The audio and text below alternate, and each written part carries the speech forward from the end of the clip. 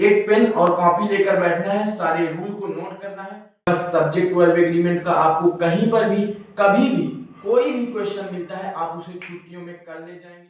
Hello दोस्तों, I am Atif and you welcome again on the YouTube channel of knowledge by Atif Khan. तो दोस्तों, आज की इस वीडियो में हम लोग डिस्कस करने वाले हैं सब्जेक्ट वर्ब एग्रीमेंट। दोस्तों, ये subject verb agreement English grammar का एक बहुत ही इंपॉर्टेंट टॉपिक है जो कि आपके क्लास 9th और 10th के सिलेबस में ऐड होता है, स्पेशली दिया जाता है। क्लास 10th की बात करें तो हर साल 2 से 3 क्वेश्चन सब्जेक्ट वर्ब एग्रीमेंट से बनते ही बनते हैं। तो इस बार भी 2022-23 में आपका सब्जेक्ट वर्ब एग्रीमेंट से बोर्ड एग्जाम में क्वेश्चन आने वाला है।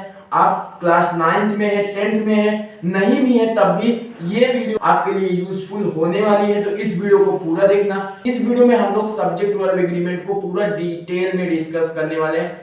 24 से 25 रूल हम लोग इस वीडियो में सब्जेक्ट वर्ब एग्रीमेंट के देखेंगे।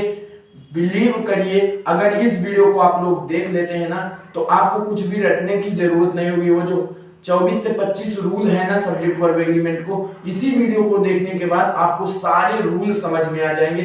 बहुत ही आसान भाषा में सारे रूल हैं, बस इस वीडियो को पूरा देखना है।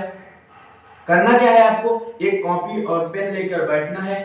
जितने भी रूल मैंने यहाँ पर बताए हुए हैं उन सब को आपको कॉपी में नोट कर लेना है। इस वीडियो के खत्म होने के बाद उनको एक बार अच्छे से पढ़ लेना है। बस सब्जेक्ट वर्ब एग्रीमेंट का आपको कहीं पर भी कभी भी कोई भी क्वेश्चन मिलता है आप उसे छुट्टियों में कर ले जाएंगे।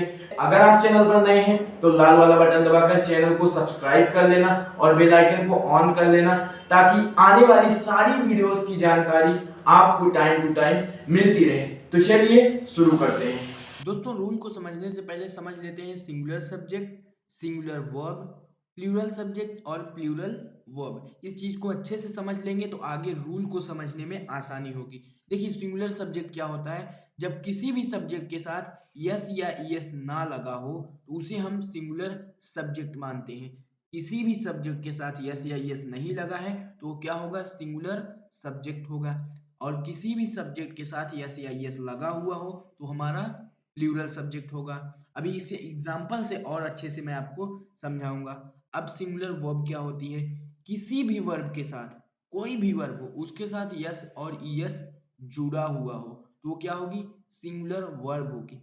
यस या ईएस जुड़ा हुआ हो सिंगुलर वर्ब, यस या ईएस ना जुड़ा हुआ हो सब्जेक्ट के साथ तो singular subject. Singular subject yes या ईएस नहीं जुड़ा हुआ होगा। सिंगुलर वर्ब यस या ईएस किसी भी वर्ब के साथ जुड़ा हुआ हो सिंगुलर वर्ब। प्लूरल वर्ब क्या होती है? किसी भी वर्ब के साथ, कोई भी वर्ब हो, उसके साथ यस या यस ना लगा हुआ हो तो वो हमारी प्लूरल वर्ब होगी। जैसे एग्जाम्पल से देख लीजिए और अच्छे से समझ में आ जाएगा। रवि, इसके साथ यस या यस नहीं लगा हुआ है, सिंगुलर सब्जेक्ट है। प्रेम, बॉय, गर्ल, कंप्यूटर, इन सारे सब्जेक्ट के साथ यस या यस नहीं लगा हुआ है। एक और एग्जांपल देख लेते हैं, जैसे कार, बाइक, ये सारे सिंगुलर सब्जेक्ट हैं क्योंकि इनके साथ यस या यस नहीं लगा हुआ है। प्लूरल सब्जेक्ट क्या होता है? जिनके साथ यस या यस जुड़ा हुआ हो। जैसे कंप्यूटर्स, यहाँ पे लास्ट में यस लगेगा। कंप्यूटर्स, बॉयज, बॉय है लड़का, उसके साथ यस लगा हुआ है, बॉयज प्लूरल सब्जेक्ट हो गया। Girls plural subject. Cars, car है, कार्स यस जोड़ दिया, प्लूरल सब्जेक्ट बन गया। बाइक, बाइक में यस जोड़ दिया, प्लूरल सब्जेक्ट बन गया बाइक्स। तो हमारे सिंगुलर सब्जेक्ट वो होते हैं जिनके साथ यस या यस नहीं लगा हुआ होता है। प्लूरल सब्जेक्ट वो होते हैं जिनके साथ यस या यस जुड़ा हुआ होता है। अब सिंगुलर वर्ब क्या होती है? सिंगुलर वर्ब जिन वर्ब के साथ यस या यस जुड़ा हुआ हो, जैसे टीच, क्लाइंब, हेल्प, कम, प्ले, गो, ये हमारी वर्ब है।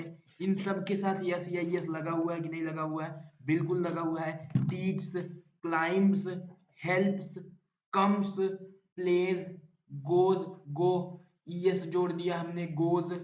यस या यस सब में जुड़ा हुआ है तो ये हमारी कौन सी वर्ब होंगी? बिल्कुल सही समझा आपने, सिंगुलर वर्ब है ये हमारी। प्लूरल वर्ब क्या होती हैं? इन्हीं के साथ यस या यस ना लगा हो, यानी ये वर्ब कोई भी वर्ब हो जिनके साथ यस या यस ना लगा हुआ हो वो हमारी कौन सी वर्ब होंगी, प्लूरल वर्ब होंगी। जैसे टीच यस या यस नहीं लगा हुआ है, क्लाइंब यस नहीं लगा हुआ है, हेल्प, कम, प्ले, गो मतलब होता है जाना, इसमें हमने ई एस नहीं लगाया हुआ है, ये एक वर्ब है। वर्ब में यस या यस नहीं लगा हुआ है तो कौन सी वर्ब होगी, प्लूरल वर्ब होगी। तो उम्मीद करता हूँ आपको सिंगुलर वर्ब और प्लूरल वर्ब समझ में आ गई होगी, सिंगुलर सब्जेक्ट और प्लूरल सब्जेक्ट अच्छे से समझ में आ गया होगा। अब ये चीज आप समझ लिए ना तो रूल को समझने में आपको बहुत ही ज्यादा आसानी होगी। चलिए रूल नंबर 1 देखते हैं। रूल नंबर 1 क्या कहता है, रूल नंबर 1 क्या कहता है, if the subject is singular, subject अगर हमारा सिंगुलर है तो verb must also be a singular, हमारी वर्ब भी सिंगुलर होगी, यानी कि सिंगुलर वर्ब का यूज करेंगे। If the subject is plural, अगर हमारा सब्जेक्ट प्लूरल है तो हम लोग वर्ब प्लूरल का यूज करेंगे। समझ में आया रूल नंबर 1, बिल्कुल समझ में आ गया होगा, बहुत सिंपल है। अगर सिंगुलर सब्जेक्ट है तो सिंगुलर वर्ब, अगर प्लूरल सब्जेक्ट है तो प्लूरल वर्ब। जैसे दो एग्जांपल दिया है, देख लीजिए क्या कह रहा है example, he dash going to market. अब यहाँ पे हम लोग कौन सी वर्ब का यूज करेंगे बताइए जल्दी। ही हमारा सिंगुलर सब्जेक्ट है, कौन सा सब्जेक्ट है, सिंगुलर सब्जेक्ट है। सिंगुलर सब्जेक्ट के साथ हम लोग किसका यूज करते हैं, सिंगुलर वर्ब का यूज करते हैं। तो इज लगेगा या आर लगेगा, बिल्कुल सही, सिंगुलर वर्ब इज का प्रयोग करेंगे हम लोग, सिंगुलर वर्ब इज का प्रयोग करेंगे सिंगुलर सब्जेक्ट के साथ। सेकेंड एग्जांपल है दे, वे, दे मतलब वे, वे यानी कि हमारा प्लूरल सब्जेक्ट है। दे डैश प्लेइंग फुटबॉल, क्या लगाएंगे, प्लूरल वर्ब या सिंगुलर वर्ब, वाज या वर, बिल्कुल सही वर, क्योंकि प्लूरल वर्ब का यूज होगा प्लूरल सब्जेक्ट के साथ। रूल नंबर 1 आपको अच्छे से समझ में आ गया होगा। रूल नंबर 2 देखते हैं। रूल नंबर 2 क्या कहता है, टू सिंगुलर सब्जेक्ट, दो सिंगुलर सब्जेक्ट अगर जुड़ रहे हो, ज्वाइन बाई आइदर और नाइदर नॉर से, दो सिंगुलर सब्जेक्ट आपस में जुड़ रहे हैं आइदर और नाइदर नॉर से, तो हम लोग सिंगुलर वर्ब का यूज करेंगे। फॉर एग्जाम्पल माई आंट और my uncle dash arriving by train today. अब बताइए इज लगेगा या आर लगेगा, दो सिंगुलर सब्जेक्ट हैं आंट एंड अंकल, दोनों हमारे सिंगुलर सब्जेक्ट हैं, जुड़ रहे हैं किससे, और से, और से जुड़ रहे हैं, तो बताइए क्या लगेगा। Two singular subject join by either और neither nor required singular verb, यानी कि जब भी दो सिंगुलर सब्जेक्ट आइदर और नाइदर नॉर से जुड़ते हैं तो हम लोग क्या लगाते हैं, सिंगुलर वर्ब। ये हमने अभी देखा रूल नंबर 2 में, तो उठा के रख दीजिए, इज क्या लगेगा, इज लगेगा, सिंगुलर वर्ब लगेगी, बिल्कुल सही। सेकेंड एग्जांपल क्या कह रहा है, either he or C, he or C, he and सी क्या है हमारा सिंगुलर सब्जेक्ट, ही सी क्या है सिंगुलर सब्जेक्ट, जुड़ रहा है किससे, और आइदर, आइदर और से जुड़ रहा है। When the two singular subject join by either और, क्या पढ़ा, आइदर और यूज सिंगुलर वर्ब, क्या लगेगा, इज का प्रयोग होगा ना, either he or she is to clean up the mess. हमेशा रूल याद रखना कि जब भी दो सिंगुलर सब्जेक्ट आपस में जुड़ रहे हो आइदर और नाइदर नॉर से, तो सिंगुलर वर्ब का यूज करेंगे। रूल को समझते चलना, रूल को ध्यान रखना, मैंने कहा ना कुछ भी रटने की जरूरत नहीं होगी, समझने की जरूरत है। अच्छे से अगर समझ गए तो सब्जेक्ट वर्ब एग्रीमेंट के हर एक क्वेश्चन को चुटकियों में कर ले जाओगे। रूल नंबर 3, रूल नंबर 3 क्या कहता है, टू प्लूरल सब्जेक्ट, अगर दो plural subject join by either और neither nor we use plural verb, अगर दो प्लूरल सब्जेक्ट जुड़ रहे हैं आपस में आइदर और नाइदर नॉर से, तो हम लोग प्लूरल वर्ब का यूज करेंगे।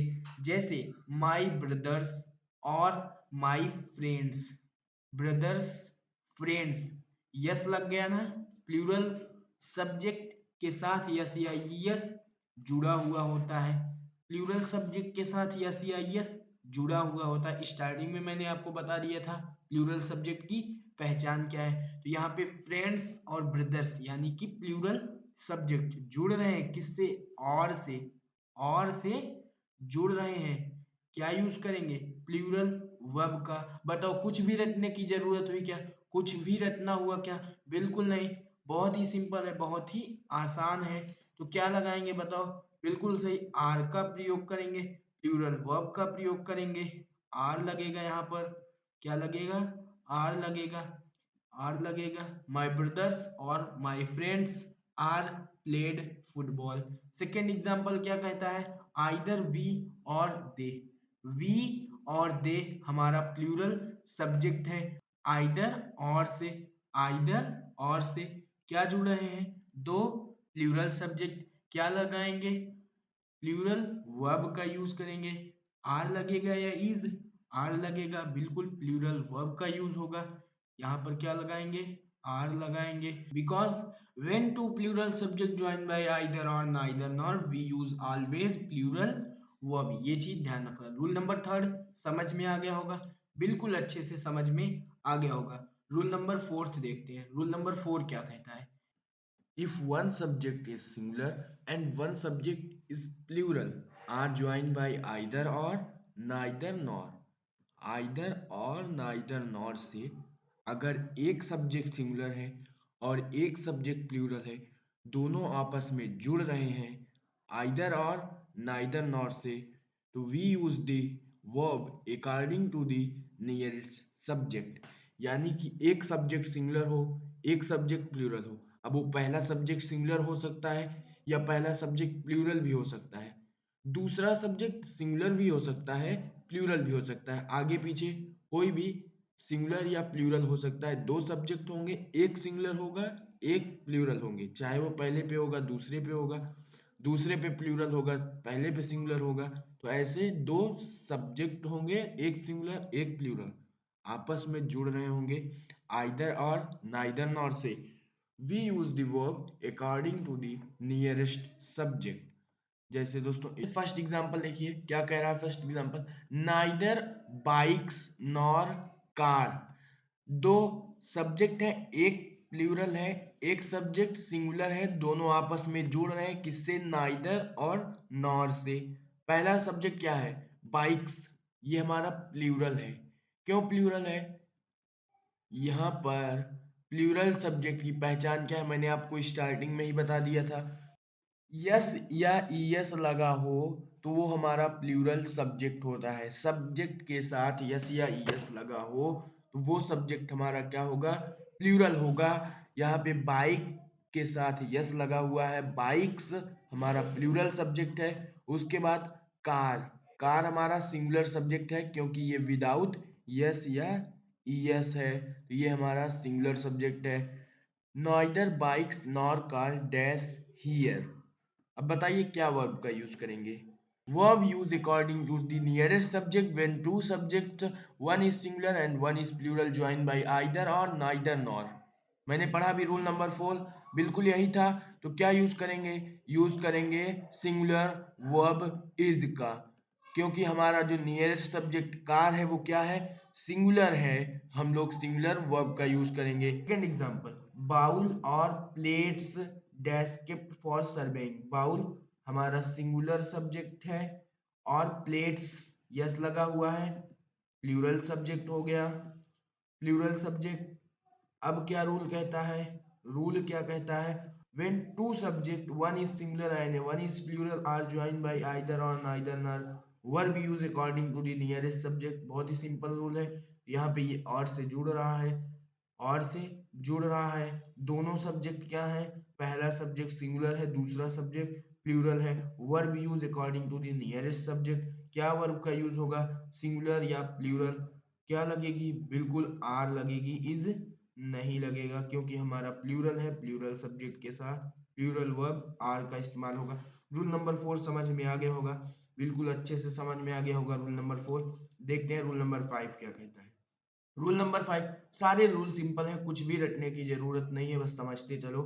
इफ टू डिफरेंट सब्जेक्ट, दो अलग अलग सब्जेक्ट, अब वो सिंगुलर है कि प्लूरल है ये नहीं पता, लेकिन दो अलग अलग सब्जेक्ट हैं, ज्वाइन बाय एंड, एंड से जुड़ रहे हैं। दो अलग अलग सब्जेक्ट हैं, दोनों एंड से जुड़ रहे हैं, वी यूज प्लूरल वर्ब। क्या कह रहा है? दो अलग अलग सब्जेक्ट हैं, दो सब्जेक्ट हैं, दोनों एंड से जुड़ रहे हैं, हम यूज करेंगे प्लूरल वर्ब का यूज। जैसे example, A car and bike dash my means of transport. क्या लगेगा? इज लगेगा या आर लगेगा? रूल नंबर 5 क्या कहता है? रूल नंबर 5 कहता है when two different subject are join by and we use the plural verb. यहाँ पर एक सब्जेक्ट है कार एंड दूसरा सब्जेक्ट है बाइक, दोनों जुड़ रहे हैं आपस में, किससे? एंड से। वी यूज द वर्ब, बिल्कुल plural verb. A car and a bike are, plural verb, are का इस्तेमाल होगा, प्लूरल वर्ब आर लगेगा। A car and a bike are my means of transport. Second example क्या है? Second example अब आपको बताना होगा, a pen and pencil. A pen and pencil dash in writing easily. दो सब्जेक्ट, एक पेन एक पेंसिल, दो सब्जेक्ट है, दोनों जुड़ रहे हैं, किससे? एंड से। एंड से जुड़ रहे हैं। रूल नंबर 5 क्या कहता है? जब दो सब्जेक्ट एंड से जुड़ रहे हो तो क्या लगेगा? क्या लगेगा? प्लूरल वर्ब का इस्तेमाल होगा। अब बताओ प्लूरल वर्ब यहाँ पे हेल्प या हेल्प्स क्या लगेगा? A pen and pencil dash help in writing easily या helps in writing easily.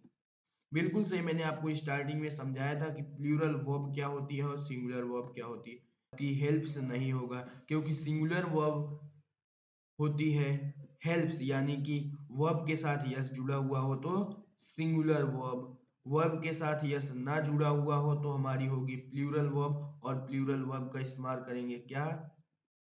Help. सही आंसर होगा हेल्प।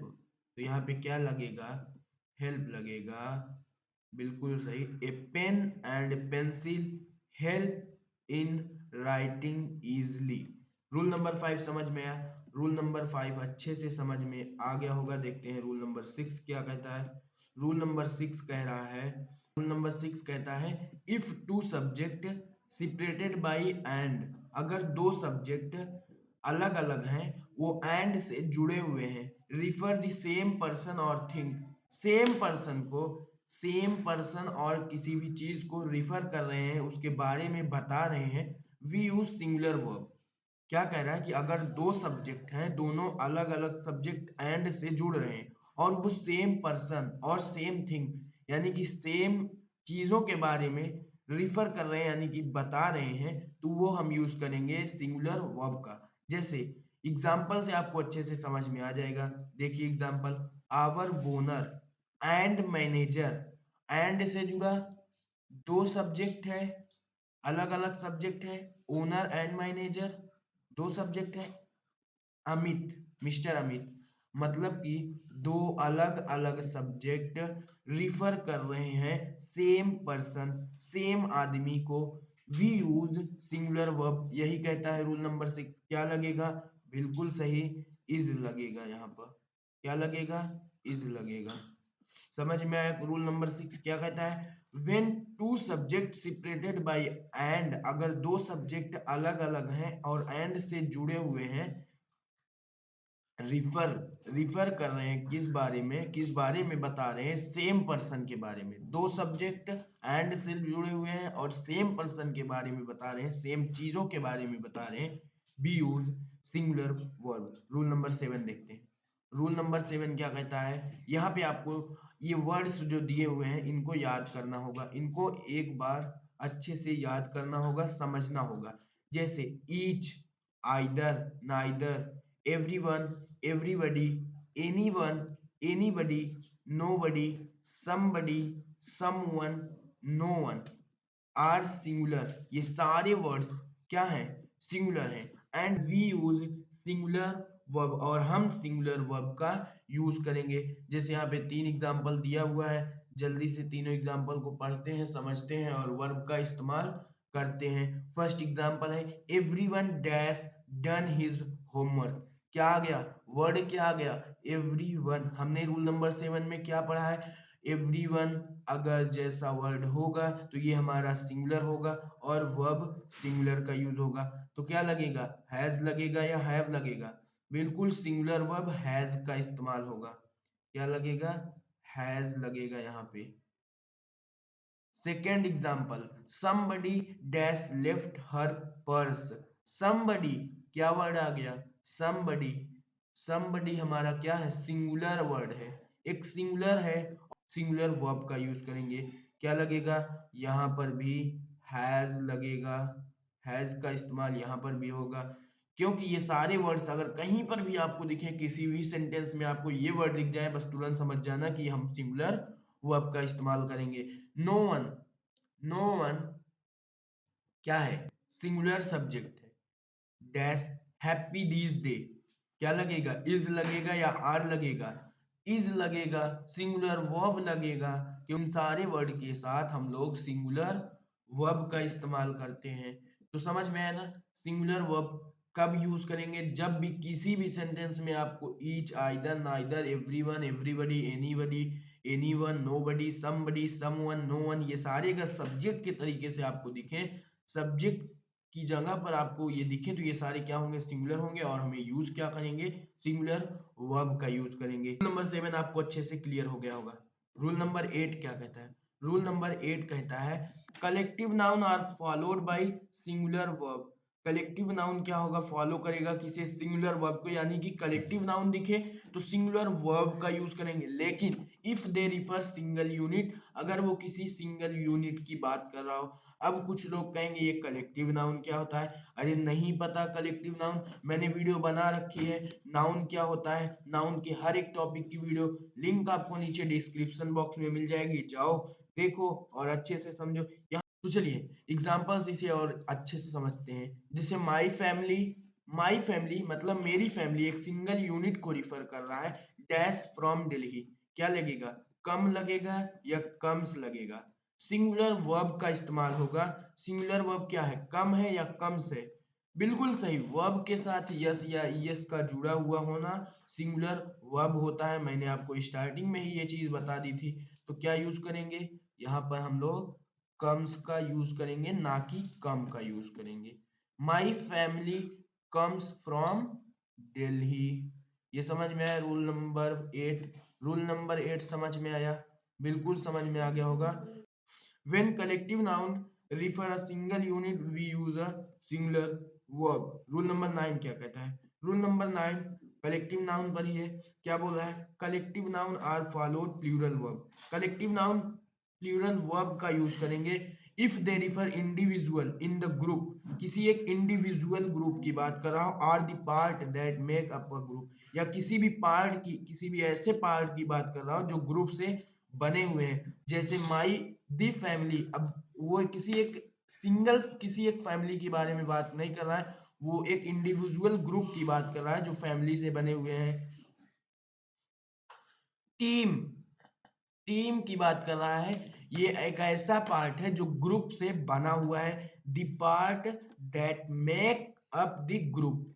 तो क्या यूज करेंगे, प्लूरल वर्ब का यूज करेंगे, प्लूरल वर्ब का यूज करेंगे। When collective noun refer a individual in the group or the parts that make up the group, we use plural verb। जैसे the family and the team, ये हमारे क्या है, individual group है, team क्या है, एक पार्ट ऐसा है जो ग्रुप से बन रहा है। तो the family dash doing work around the house today, क्या लगेगा, इज लगेगा या आर लगेगा, बताइए जल्दी। आर का प्रयोग होगा, क्योंकि कलेक्टिव नाउन एक इंडिविजुअल ग्रुप की बात कर रहा है। The family are doing work around the house today. Second है the team dash eating south Indian food. The team, दोस्तों ये टीम क्या है, कलेक्टिव नाउन है, बिल्कुल कलेक्टिव नाउन है, ये एक ऐसा पार्ट है जो ग्रुप से बन रहा है। The team dash eating south Indian food, क्या लगेगा, आर लगेगा या इज लगेगा। सिंगुलर वर्ब या प्लूरल वर्ब, क्या पढ़ा हमने, uncountable nouns are singular verb. Uncountable noun के साथ हम लोग क्या लगाएंगे, सिंगुलर वर्ब का यूज करेंगे। अनकाउंटेबल नाउन क्या होता है, that can not be counted, नीचे मैंने आपके लिए लिख दिया है क्या होते हैं काउंटेबल और अनकाउंटेबल नाउन। काउंटेबल नाउन क्या होता है, डेट कैन बी काउंटेड, नाम से ही पता चल रहा है काउंटेबल, जिसे काउंट किया जा सके वो नाउन। अनकाउंटेबल नाउन, अनकाउंटेबल यानी कि जो गिना ना जा सके, जो काउंट ना किया जा सके, अनकाउंटेबल नाउन। तो अनकाउंटेबल नाउन अगर आपको सेंटेंस में दिखे सब्जेक्ट के तौर पर तो क्या लगाएंगे, सिंगुलर वर्ब का यूज करेंगे। Uncountable noun are abstract noun. Abstract noun जो होते हैं वो हमारे अनकाउंटेबल नाउन होते हैं, उन्हें हम गिन नहीं सकते। अब यहाँ पर बच्चों वाले क्वेश्चन मत करना कि एब्स्ट्रैक्ट नाउन क्या होता है। अगर अभी भी ये दिमाग में आ रहा है कि एब्स्ट्रैक्ट नाउन क्या होता है, नहीं पता, भूल चुके हो, तो मैंने आपको कहा ना यार, नाउन पर वीडियो बनी हुई है, पूरे नाउन को हमने डिटेल में डिस्कस किया है क्या होता है नाउन। नाउन के 5 टाइप होते हैं, proper noun, material noun, abstract noun, common noun, collective noun. इनके बारे में हम लोगों ने डिटेल में समझा है। नहीं देखी वीडियो, ऊपर आई बटन में लिंक आपको मिल जाएगी, क्लिक करो देख लो। नीचे डिस्क्रिप्शन बॉक्स में भी लिंक है, जाओ देखो, एब्स्ट्रैक्ट नाउन को समझो अगर नहीं पता तो, और पता है तो अच्छी बात है। अब देखिए बता ही देता हूँ एब्स्ट्रैक्ट नाउन क्या होता है। जैसे जिन चीजों को हम फील करते हैं, हंसना, रोना, गुस्सा होना या ईमानदारी, झूठ, सच, ये सब हमारे क्या है, अब्स्ट्रैक्ट नाउन है। इन्हें हम महसूस करते हैं, ना कि टच करते हैं। टच नहीं कर सकते। क्या आप झूठ को छू सकते हैं? झूठ को आप टच कर सकते हैं? बिल्कुल नहीं कर सकते। हंसना, इसे आप महसूस करते हैं, गिन सकते हैं क्या हंसने को?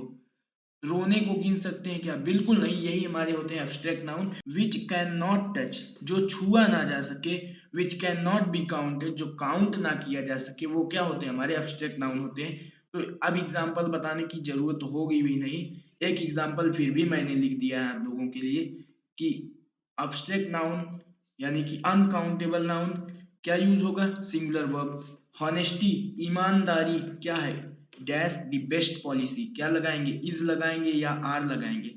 अब तो पता चल गया होगा ना क्या लगेगा, इज लगेगा, बिल्कुल सही।